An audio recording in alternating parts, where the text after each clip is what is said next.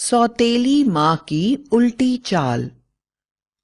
जमींदार साहब की पत्नी की डेंगू बुखार के कारण मृत्यु हो गई थी। उनकी बेटी मृणाल का रो रो कर बुरा हाल था और यही हाल जमींदार साहब का भी था।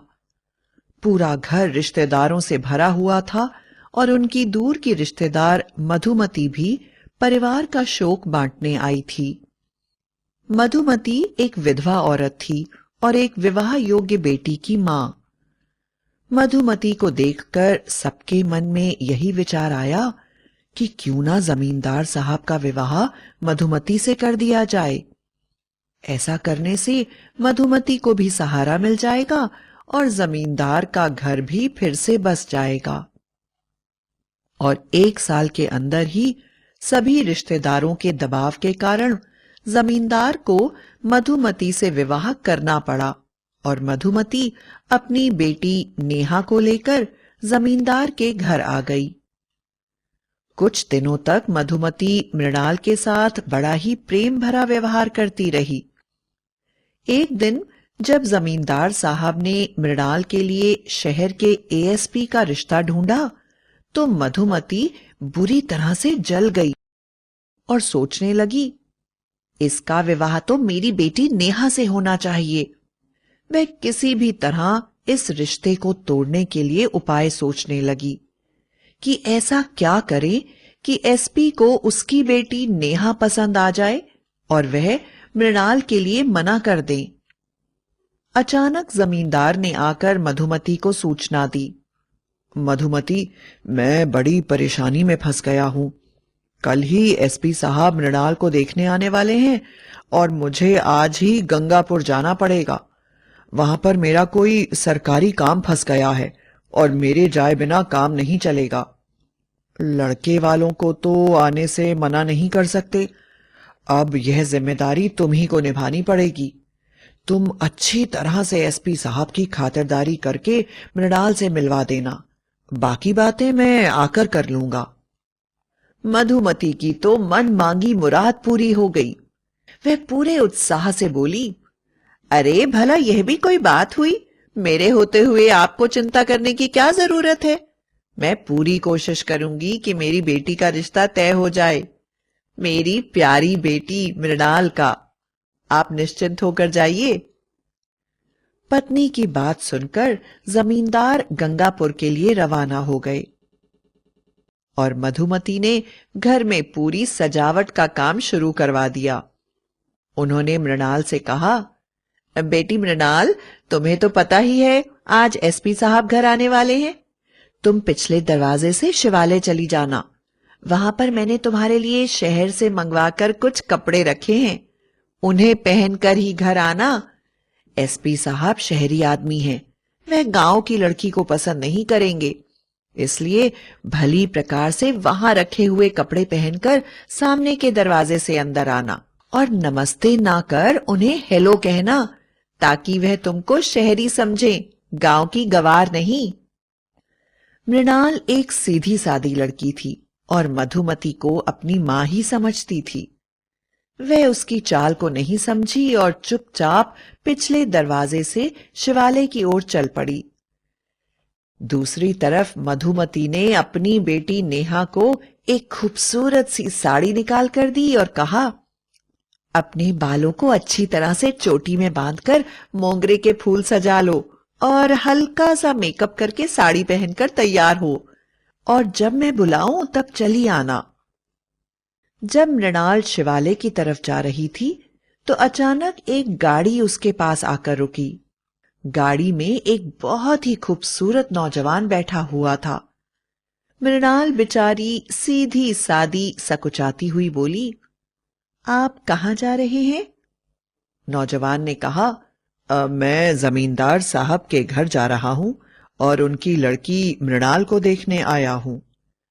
मृणाल घबरा कर बोली, अरे आपने तो मुझे ऐसे ही देख लिया। माँ ने तो मेरे लिए शहरी कपड़े भिजवाए हैं ताकि मैं वह कपड़े पहनकर ही आपके सामने आऊं।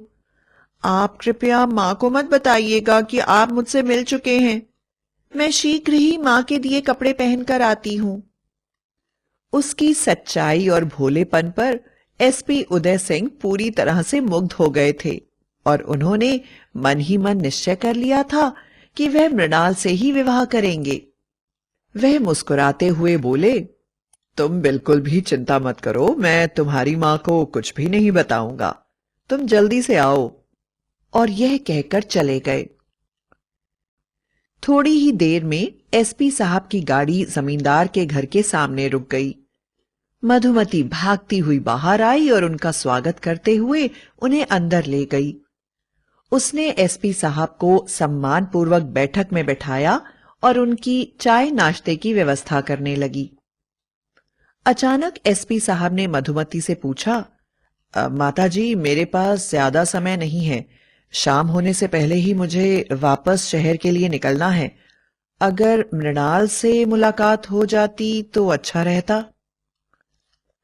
एसपी उदय सिंह की बात सुनते ही मधुमती मुंह बनाते हुए बोली, अरे क्या बताऊं बेटा, कहने को तो मैं सौतेली मां हूं, इसलिए अगर मैं कुछ कहूंगी तो लोग बुरा ही समझेंगे। यह लड़की तो घर में टिकती ही नहीं है, हर समय बनावटी सिंगार करके गांव में घूमती रहती है, न जाने कब आएगी। उसके बाद उन्होंने अपनी बेटी नेहा को आवाज दी और कहा, नेहा, एसपी साहब के लिए चाय नाश्ता लेकर जल्दी आ जाओ।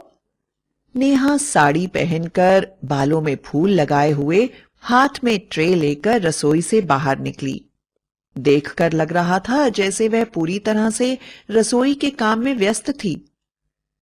उसी समय मृणाल ने सामने के दरवाजे से आवाज दी, मां, मैं आ गई। जब एसपी साहब ने मृणाल की तरफ देखा तो वह हैरान रह गए। मृणाल ने एक छोटी सी स्कर्ट और टॉप पहना हुआ था और वह बहुत ही प्यारी, भोली भाली सी बच्ची लग रही थी। ऊंची एड़ी के सैंडल पहनने की आदत ना होने के कारण वह गिरती पड़ती किसी तरह से अंदर चली आ रही थी और अपनी छोटी सी स्कर्ट से अपने पैरों को ढकने की कोशिश करते हुए स्कर्ट को बार बार खींच रही थी। वह गिरने ही वाली थी कि एसपी साहब ने उसे संभाल लिया और हंसते हुए बोले, अरे भाई, अब तुम बड़ी हो गई हो, तुमने यह क्या वेश धारण किया है। मृणाल के कुछ बोलने से पहले ही मधुमती बोली, अरे बेटा, मैं कितना मना करती हूं कि गांव में ऐसे कपड़े नहीं पहनने चाहिए, पर यह है कि मानती ही नहीं। आजकल की लड़कियों को तो शर्म लिहाज है ही नहीं। मेरी नेहा को देखो, वह तो हर समय साड़ी पहनती है और रसोई के कामों में इतनी व्यस्त रहती है कि उसे बाहर घूमने का समय भी नहीं मिलता।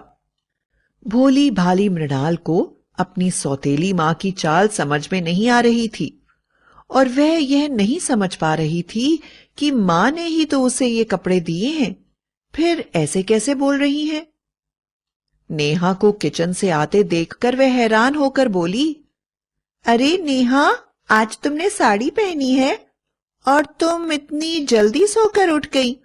आज क्या बर्तन मांजने वाली सुखमती नहीं आई है जो तुम चाय बना रही हो? इन काम वालियों को भी आराम करने की बड़ी आदत हो गई है। आने दो पिताजी को, सबकी शिकायत करती हूं। मधुमती को मृणाल की बातों पर बहुत गुस्सा आ रहा था और वह बोली, हाँ हाँ, ज्यादा बातें मत बना, बड़ी आई पिताजी से कहने वाली। ऐसे कह रही है जैसे नेहा किचन में काम ही नहीं करती। मृणाल की आंखों में आंसू आ गए। मधुमती बोली, तूने कभी आज तक सुबह होते हुए देखी है? 10 बजे तक बिस्तर पर ही पड़ी रहती है और नेहा ही तुझे चाय बनाकर देती है। ऊपर से तू नेहा पर ही आरोप लगा रही है। शर्म कर। मृणाल को अभी भी कुछ समझ में नहीं आ रहा था। तब तक मधुमती फिर बोली, कोई बदनसीब ही होगा जिसकी शादी तुझसे होगी। तुझे आता ही क्या है बातें बनाने के सिवा। लेकिन मेरी बेटी नेहा जिसके घर जाएगी उसके तो भाग्य ही बन जाएंगे। और फिर एसपी उदय सिंह की तरफ मुड़कर बोली, देख लो बेटा, दोनों ही लड़कियां हमारी हैं। तुम एक अच्छे खानदान से हो, इसलिए मेरी तो राय है कि तुम मेरी नेहा को ही अपनी बहू बनाओ। लेकिन फिर भी अगर तुम्हें यह कुलच्छनी ही भाती है तो तुम्हारी किस्मत। एसपी उदय सिंह के जाने के बाद मधुमती ने मृणाल को खूब खरी खोटी सुनाई और बोली, तू अपने आप को समझती क्या है? होगी अपने पिता की लाडली, पर एसपी की बीवी तो मेरी बेटी नेहा ही बनेगी। तू तो ऐसी करम जली है कि अपनी मां को भी खा गई। तुझे तो तेरे पापों का फल मिलना चाहिए और किसी ऐसे आदमी से तेरा विवाह होना चाहिए जो दिन रात तेरी पिटाई करे। मां की बात सुनकर नेहा बोली, मां, लेकिन मुझे तो रसोई का कोई काम करना नहीं आता और यह साड़ी भी मैंने बड़ी मुश्किल से पहनी है। मैं भला एसपी साहब के साथ शादी करके क्या करूंगी? मधुमती उसके सिर पर हाथ फेरती हुई बोली, अरे अरे, जब जिम्मेदारी सर पर पड़ती है ना तो सब आ जाता है। और फिर मृणाल की तरफ देखती हुई बोली, तू यहां खड़ी खड़ी क्या कर रही है? नाश्ते के बर्तन उठा और साफ करके अलमारी में रख दे और रात के खाने की तैयारी कर। मैं बहुत थक गई हूं। खाना बन जाए तो मुझे और नेहा को आवाज दे देना। वैसे तो मृणाल रोज ही खाना बनाती थी और मधुमती अपनी बेटी नेहा के साथ उसके खाने की तारीफ करके खाना खाया करते थे। पर आज उसे समझ में आ रहा था कि मधुमती उससे कभी भी प्यार नहीं करती थी। उसकी तारीफ भी इसीलिए करती थी ताकि वह बिना किसी शिकायत के उन लोगों की सेवा करती रहे।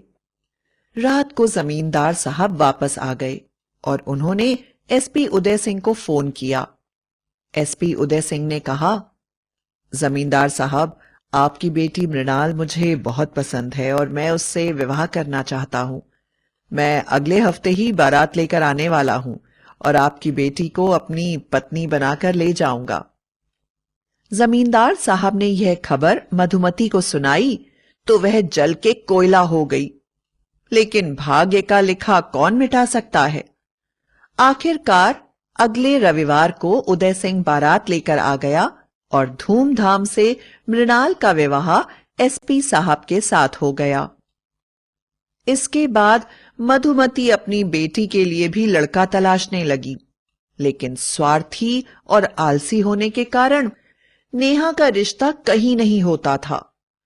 आखिरकार मृणाल के प्रार्थना करने पर एसपी साहब ने अपने विभाग के एक इंस्पेक्टर के साथ नेहा का विवाह करवा दिया। मधुमती को समझ में आ गया कि किसी का भाग्य बदला नहीं जा सकता है और जिस मृणाल के साथ वह इतना बुरा करना चाहती थी, उसने ही अपने पति की सहायता से उसकी बेटी का विवाह करवाया है। उसकी आंखों से आंसू बहने लगे और उसने मृणाल से हाथ जोड़कर माफी मांगी और कहा कि आज के बाद वह इस बात को हमेशा के लिए भूल जाएगी कि वह मृणाल की सौतेली मां है।